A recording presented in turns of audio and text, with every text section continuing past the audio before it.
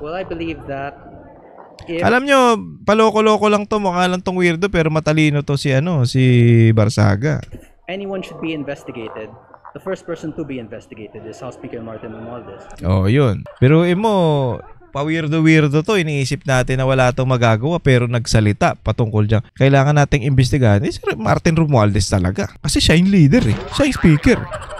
Because he's now Speaker. Yun talaga. Tapos anong sabi ni dito, ni Barbers? Bukas naman daw si Romualdez na makipag-usap kay Barzaga. Ang kinakatakot ko dito, baka pag initan to si Barsaga, bago-bago mo dito, bago-bagong salta mo dito. Tapos dadaragin mo ko.